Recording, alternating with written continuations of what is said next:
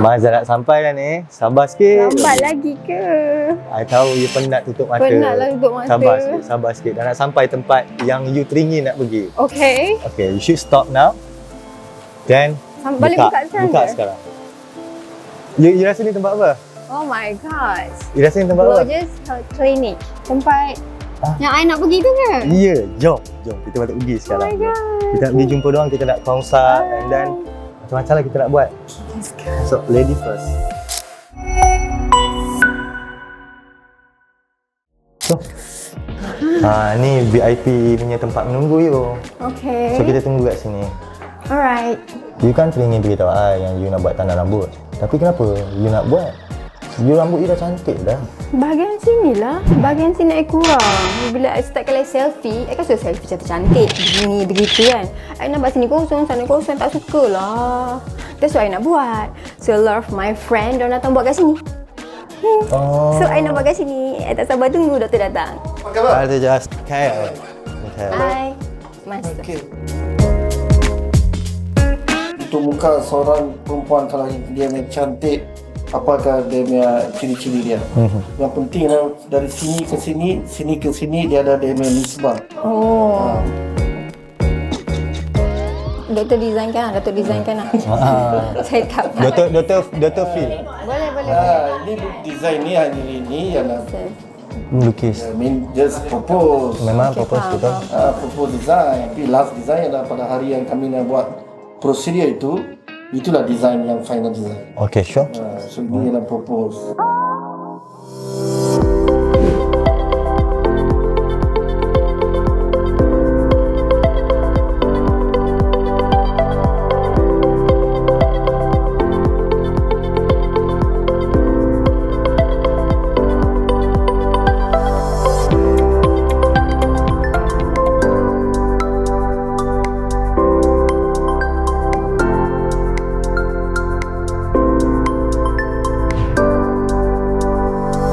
Ya, kita baru habis melukiskan design dan design inilah dipanggil the flower shape, design bunga yang dalam trend sekarang. Daripada referral point di sini ke atas kira 5,5. Dari sini kita nak turunkan hairline ini, anterior point ialah 2,5 cm. Inilah the flower shape. Inilah sebelah kanan dan inilah sebelah kiri di sini.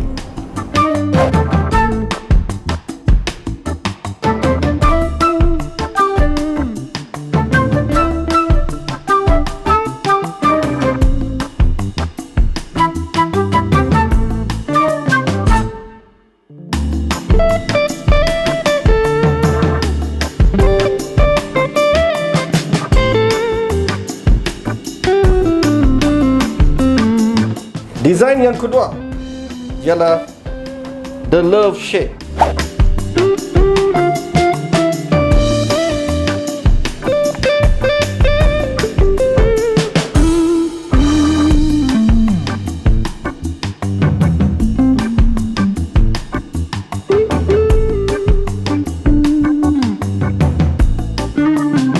So sekarang patient akan buat pilihan sama ada dia nak the flower shape ataupun the love shape ataupun dia nak dua-dua sekali. Itulah the hybrid.